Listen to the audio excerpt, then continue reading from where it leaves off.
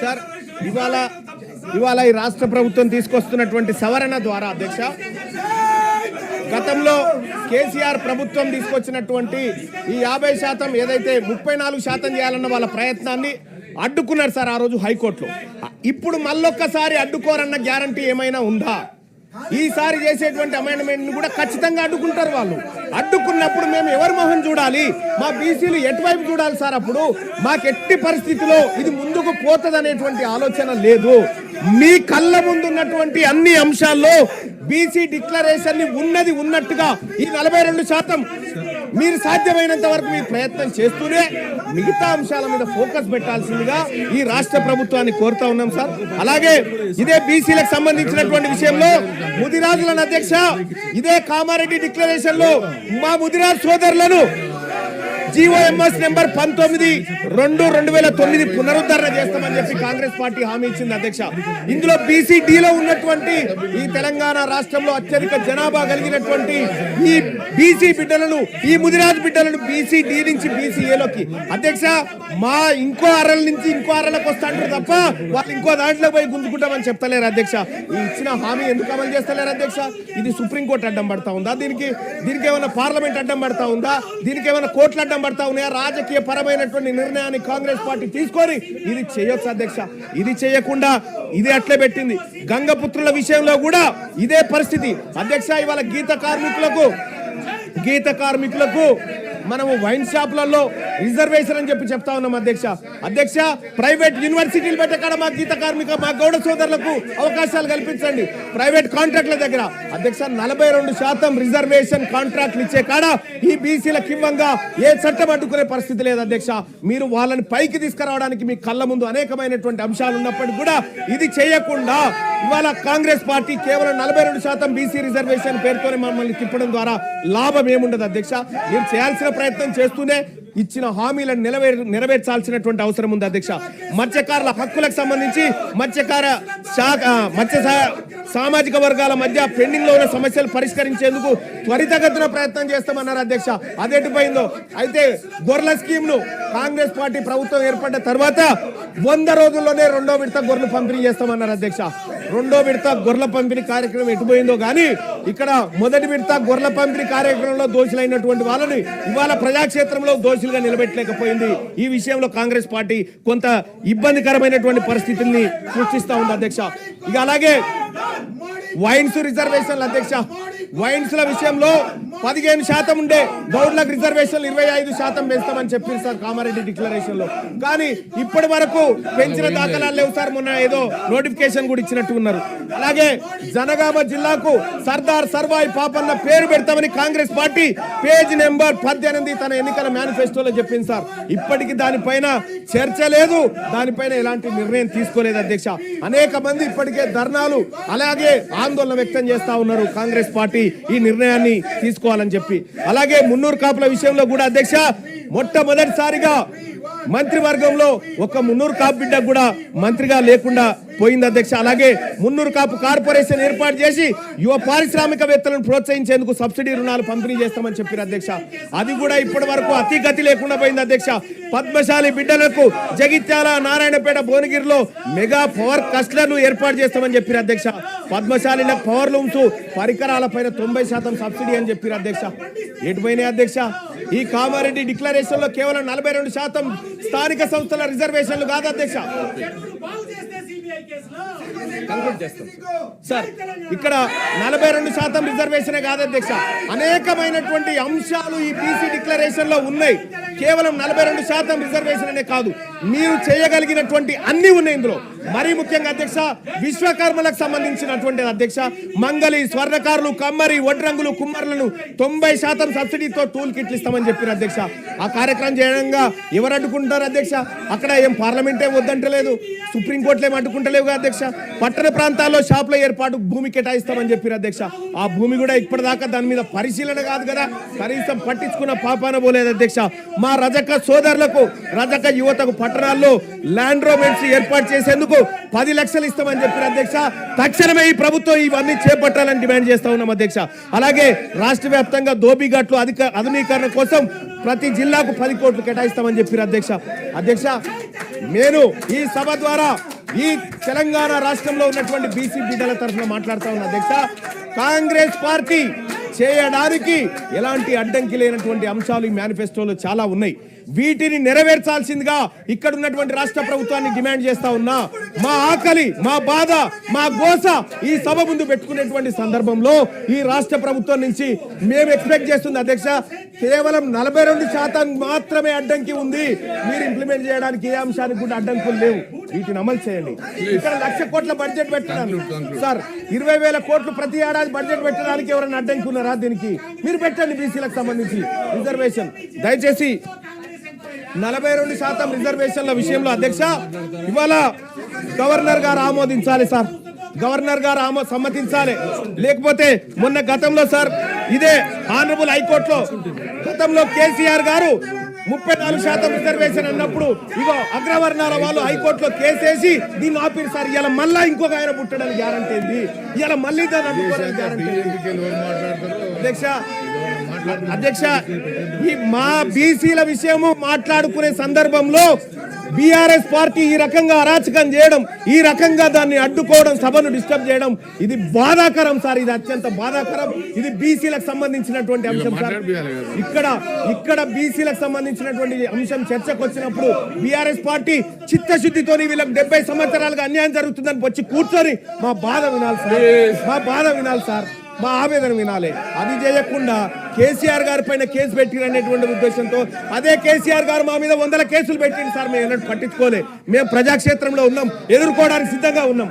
కానీ ఈ రకమైనటువంటి వాదనకు దిగడం, బీసీలకు సంబంధించినటువంటి అంశం చర్చకు వచ్చినప్పుడు ఇది దుర్మార్గమైనటువంటి ఈ చర్య సార్. దీన్ని ఎట్టి పరిస్థితుల్లో బీసీ సమాజం ఉపేక్షించదంతే తమ ద్వారా తెలియజేస్తున్నాను అధ్యక్ష. బీసీ మంత్రి గారు. అధ్యక్ష వీళ్ళ వైఖరి చూస్తుంటే కడుపులో కత్తులు పెట్టుకొని అలుముకున్నట్టు ఉన్నది. మీ సిబిఐ కేసు గురించి మీరు అనేక సందర్భాల్లో మాట్లాడచ్చు. అవినీతి ఆరోపణలు ఎదుర్కొంటే విచారణకు కూడా సిద్ధంగా లేని మీ మానసిక విధానం చూస్తుంటే ఇవాళ చాలా జాలి కలుగుతా ఉంది. ఇవాళ 42% రిజర్వేషన్లకు బేసిక్ గా టిఆర్ఎస్ పార్టీ ఫ్యూడలిస్టిక్ పార్టీ వ్యతిరేకంగా ఉంది కాబట్టి ఇవాళ రిజర్వేషన్ల అంశం ఇక్కడ దానికి సంబంధించి పంచాయత్ రాజ్ మున్సిపల్ అడ్మినిస్ట్రేషన్ కోట ఎత్తేస్తుంటే ఇవాళ టిఆర్ఎస్ కావాల్సుకొని సిబిఐ పేరు మీద కార్యక్రమం చేస్తా ఉంది. ఏందా ఆరోపణలు ఎదుర్కొంటే విచారణకి ప్రజాస్వామ్యంలో విచారణకు ఎదుర్కొని నిర్దోషిగా నిలబడాలి. విచారణకు వచ్చినోడే ఈ విధంగా ధర్నాలు చేస్తే విచారణ ఎదుర్కోవాల్సినటువంటి వాళ్ళు ఈ విధంగా ప్రొటెస్ట్ చేస్తే ఇవాళ తెలంగాణ మొత్తం సమాజం గమనిస్తా ఉంది. బీఆర్ఎస్ పార్టీ బీసీల పట్ల ఉన్న వైఖరి, బీసీల పట్ల ఉన్నటువంటి ప్రేమ ఏ విధంగా కనబడుతుందో చూస్తా ఉన్నాం. డెఫినెట్లీగా ఇది ప్రజలు గమనించాలి. తెలంగాణ ప్రజలంతా గమనిస్తారు. బీఆర్ఎస్ వైఖరి ఏ విధంగా అయితే బీసీలకు సంబంధించి రిజర్వేషన్లు అడ్డుకోవడానికి చేస్తా ఉన్నారు. బీసీలకు సంబంధించి ఈరోజు జరుగుతున్నటువంటి పరిణామాల్లో తెలంగాణ ప్రభుత్వం ముఖ్యమంత్రి గారి నాయకత్వంలో అన్ని రకాల అంశాలు తీసుకొని పోతుంటే ఎందుకు జరుగుతోందని అడుగుతాను. ఏమైంది? కనీసం సిబిఐ విచారణకు ఎందుకు వ్యతిరేకిస్తా ఉన్నారు? సిబిఐ విచారణకు ఎందుకు వ్యతిరేకిస్తా ఉన్నారు అని అడుగుతా ఉన్నా. ఇలా చర్చ ముందు 42% కానీ 42% కానివ్వండి. 42% పేరు మీద అడ్డుకునే కూడా జరుగుతోంది. కేసీఆర్ కుటుంబానికి సర్వేలో కూడా పాల్గొనలే. వీళ్ళు ఇష్టం లేదు, కడుపులో కత్తులు పెట్టుకొని అలుగు కొడుతూ ఉన్నారు బీసీలను. ఇవాళ బీసీలకు అన్యాయం చేస్తుంటే కనీసం పార్టీ నాయకత్వం స్పందిస్తలేదు. నేను అడుగుతాను మధుసూదన్ చారి గారు, బండ ప్రకాష్ గారు, ఇలా బీసీలకు సంబంధించి ఒక ప్రక్రియ జరుగుతుంటే అచేతనంగా నిలిచారు. ఈ తప్పిదాన్ని గమనిస్తా ఉన్నారు. చరిత్ర ఊరుకోదు. ఫ్లోర్ లీడర్ గా రాజు గారు కావచ్చు, రమణ గారు కావచ్చు, అందరూ కూడా చెప్తా ఉన్నాం. 42% రిజర్వేషన్ సంబంధించి టిఆర్ఎస్ పార్టీ కుట్రపూరితంగా తెలంగాణ ప్రజలు గమనించాలి. తెలంగాణ ప్రజలందరికీ విజ్ఞప్తి చేస్తా ఉన్నాం. టిఆర్ఎస్ పార్టీ వైఖరి చూడండి. 42% రిజర్వేషన్ ఏ విధంగా వ్యతిరేకిస్తుందో మధుసూదన్ చారి గారు స్పందించకపోతే వారు కూడా ఇందుకు సంబంధించి డెఫినెట్లీగా వారికి సపోర్ట్ ఉన్నట్టుగా భావిస్తా ఉన్నామని చెప్తా ఉన్నాం. ఇలా బీసీల గురించి మాట్లాడతారు, బీసీలకు ప్రక్రియ జరిగితే అడ్డుకుంటారు, అడ్డుకున్నప్పుడు సప్పుడు చేయరు. ఇదేం పద్ధతి అని అడుగుతా ఉన్నాం. అందుకే దయచేసి అధ్యక్ష, వీళ్ళని వెంటనే ఒక విచారణ ఎదుర్కోలేని అవినీతి పరులుగా, అవినీతి ఆరోపణ వస్తే విచారణ ఎదుర్కోక మొగల్ని కొట్టి మొరమొర అన్నట్టుగా ఇలా ఈ విధంగా రాద్ధాంతం చేస్తున్నటువంటి వాళ్ళు ప్రజాస్వామ్యాన్ని అపహాసం చేస్తూ ఇలా బీసీల రిజర్వేషన్ అడ్డుకోవడానికి ప్రొటెస్ట్ చేస్తున్న వీళ్ళ మీద కఠిన చర్యలు తీసుకోవాలని కోరుతా ఉన్నాం. తెలంగాణ ప్రజలు గమనించాలని కోరుతా ఉన్నాం. ఇలా బలహీన వర్గాల నాయకులు మధుసూదనాచారి గారు కానీ, బండ ప్రకాష్ గారు కానీ, రాజు గారు కానీ, ఎల్ రమణ గారు కానీ, దాసం శ్రవణ్ ఆనాడు తెలంగాణ ఉద్యమంలో మా పార్టీలో ఉండి మా పార్టీ మీద అడిగినాం. మేము ఇలా పూర్తిగా అచేతనంగా బొమ్మల్లాగా మారకండి. మీ పార్టీకి ఇష్టం లేకపోవచ్చు, కానీ ఇది ఒక చారిత్రాత్మక నిర్ణయం, దానికి సపోర్ట్గా ఉండాలని నేను మరొకసారి కోరుతూ, ఆరోపణలు ఎదుర్కొనే చేతగాక ఆరోపణలు ఎదుర్కొనేటువంటి పేరు మీద బీసీల రిజర్వేషన్ అడ్డుకునేటువంటి కుట్ర, ఇది దౌర్భాగ్యమైనటువంటి పరిస్థితి అనే మాట సందర్భంగా మనం చేస్తున్నాం. అధ్యక్ష ఏవిఎన్ రెడ్డి గారు,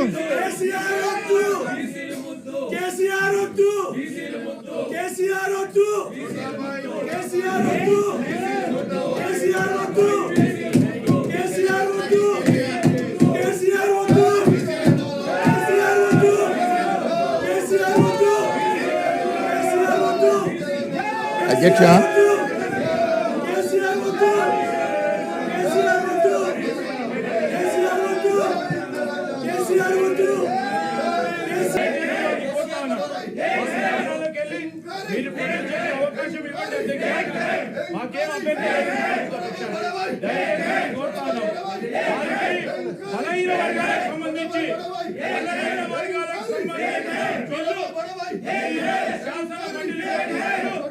ప్లీజ్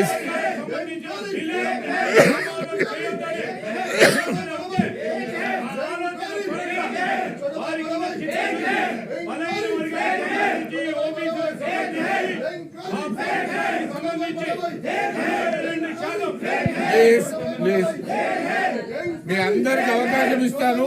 మీరు దయచేసి మీ సీట్లో కూర్చొని మాట్లాడండి. ప్లీజ్ మీరు మీ సీట్లో కూర్చొని మాట్లాడండి.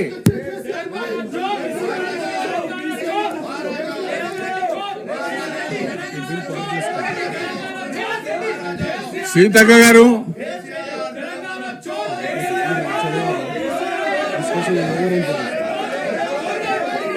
discussion is over.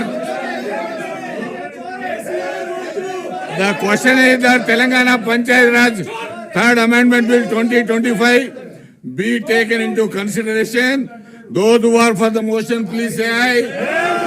Those who are against, please say no. Ayes have it, ayes have it. The motion is carried. Bill is considered. I shall put the classes to vote. There are no amendments to class 2, class 1. Enacting formula and long title. They are before the house. The question is that those who are for the class 2, class 1, enacting formula, long title, please say aye. Those who are against, please say no. Ayes have it, ayes have it. Class 2, class 1, enacting formula and long title to stand part of the bill. Honorable Speaker, sir, I beg to I shall now move request that the the bill minister be to passed. move the motion for passing the bill. Chairman, sir, I beg to move that the bill be passed. Motion moved. The question is that bill be passed. Those who are for the motion, please say aye. And bill is passed. I request the Minister for Panchayat Raj, Rural Development, Women and Child Welfare to move the motion for taking into consideration of Telangana Panchayat Raj Second Amendment Bill 2025. Honorable Speaker, sir, I beg to move that the Telangana Panchayat Raj Second Amendment Bill 2025 be taken into consideration. Motion moved. I request the Minister to explain the aims and objects and silent features of the bill. Sir, Isnapur Municipality Vistarna, Indradesam and Jannaram మున్సిపాలిటీల ఏర్పాటు కోసం 2025 తెలంగాణ పంచాయతీరాజ్ సవరణ ordinance జారీ చేయడం కోసము దారితీసినటువంటి కారణాలు sir. 2018 Telangana Panchayati Raj చట్టాన్ని 2018లోని 5వ తెలంగాణ చట్టం గ్రామ పంచాయతీలు, మండల ప్రజా పరిషత్తులు, జిల్లా ప్రజా పరిషత్తుల ఏర్పాటు మరియు దానికి సంబంధించిన లేదా సంబంధిత విషయాల కోసం తెలంగాణ శాసన మండలి ద్వారా చట్టం చేయడమైనది. ఈ చట్టంలోని షెడ్యూల్ 8లో సదరు చట్టం నిమిత్తం రాష్ట్రంలో గ్రామాల జనాభాను కలిగి ఉంది అధ్యక్ష. రుద్రారం, లక్టారం అనే 2 గ్రామాలను చేర్చడం ద్వారా ఇస్నాపూర్ మున్సిపాలిటీ పరిధిని విస్తరించడానికి, అదేవిధంగా సంగారెడ్డి జిల్లాలో 18 వార్డులతో ఇంద్రదేశం, బాచుగూడ, రామేశ్వరం, బండ్ల, రెడ్లగడ్డ జనాభా తగ్గింపు మినహా చిన్న కంజర్ల, ఐనవోలు, పెద్ద కంజర్ల 6 గ్రామ పంచాయతీలను విలీనం చేయడం ద్వారా ఇంద్రదేశం మున్సిపాలిటీని ఏర్పాటు చేయడం. 20 వార్డులతో జిన్నారం, కొడకంచి, ఓట్ల, శివనగర్, సోలక్పల్లి, నల్తూరు, రాళ్ల కట్వ, ఆమ్డోర్, జంగంపేట, మంగంపేట అనే 10 గ్రామ పంచాయతీలను విలీనం చేయడం ద్వారా జిన్నారం మున్సిపాలిటీని ఏర్పాటు చేయాలనే ప్రతిపాదనలు ప్రభుత్వానికి అందాయి అధ్యక్ష. ఈ దృష్ట్యా కొన్ని గ్రామాలను మున్సిపాలిటీలో కలపడం, కొన్ని గ్రామాలను మున్సిపాలిటీ నుంచి మరి వేరు చేస్తూ ఆయా జనాభాకు తగ్గట్టుగా ఏర్పాటు చేయడానికి ఈ సవరణ తీసుకురావడం పెట్టడం జరిగింది అధ్యక్ష. అందుకనే ఈ చట్టాన్ని మీ ముందుకు తీసుకురావడం జరిగింది అధ్యక్ష. The question is that Telangana Panchayat Raj Second Amendment Bill be taken in 2025 taken into consideration. Those who are for the motion, please say aye. Those who are against, please say no. Ayes have it, ayes have it. The motion is carried and bill is considered. I shall now put the clauses to vote. There are no amendments to class 2, 3. Those who are against, please say no. Ayes have it, ayes have it. Class 2, 3. Class 1 enacting formula and long title to stand part of the bill. I shall now request the minister to move the motion for passing the bill. Honorable Chairman, sir, I beg to move that the bill be passed. Motion moved. The question is that bill be no. Ayes have it, ayes have it. The motion is carried and bill is passed. I request the Minister for Health and Medical, Family Welfare, Science and Technology to move the motion for taking into consideration of the Telangana Allopathic Private Medical Care Establishments Registration and Regulation Bill 2025. Minister, move the motion. Mr. Chairman, sir, I beg to move that the Telangana Allopathic Private Medical Care Establishment Registration and Regulation Repeal Bill 2025 be taken into consideration. Motion moved. I request the Minister to explain the aims and the objects and silent futures of the bill. The erstwhile Andhra Pradesh government enacted the Andhra Pradesh Allopathic Private Medical Care Establishment Registration and Regulation Act 2002 to provide for registration and regulation of private medical care establishments in the state of Andhra Pradesh and for the matters connected therewith. The said act was in force in the combined state of Andhra Pradesh as on 2/6/2014 and has been adopted to the state of Telangana under the section 101 of Andhra Pradesh Reorganization Act 2014. Wide notification issued in GOMS number 111 Health, Medical and Family Welfare Department dated 29/12/2015. The government of Telangana have adopted the Clinical Establishment Act, Registration and Regulation 2010, Central Act number 23 of 2010 in its application to the state of Telangana by passing a resolution in the Legislative Assembly on 25/3/2017 and in the Legislative Council on 27/3/2017 under the Clause 1 of Article 252 of the Constitution of India, and the same has been informed to the Government of India via letter dated 5/2/2022. Subsequent to the adoption of the Clinical Establishments Registration and Regulation Act 2010, Central Act number 23 of 2010 to the state of Telangana, The proposal of Telangana Allopathic Private Medical Care Establishments Registration and Regulation Act 2002, Act number 13 of 2002 has become obsolete.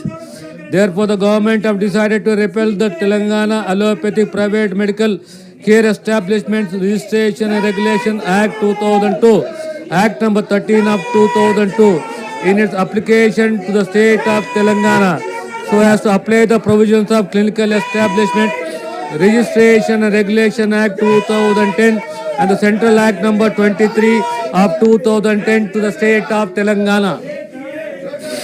The question is that Telangana Allopathic Private Medical Care Establishment Registration and Regulation Repeal Bill 2025 be taken into consideration. Those who are for the motion, please say. Yes. Those who are against, please say no. Ayes have it, ayes have it. The motion is carried. The bill be considered. Bill is considered. I shall now put the classes to vote. There are no amendments to class 2, class 1 enacting formula and long titles. They are before the house. The question is that those who are for the class 2, class 1 enacting formula and long titles, please say aye.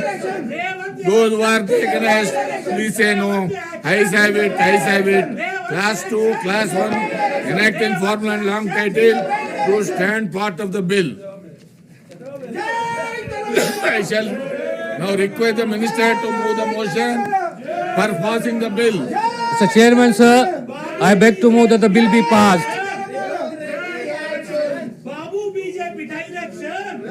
Motion moved. The question is that bill be passed. Those who are for the motion, please say aye. Those who are against, please say no. Ayes have it, ayes have it. The motion is carried. The bill is passed.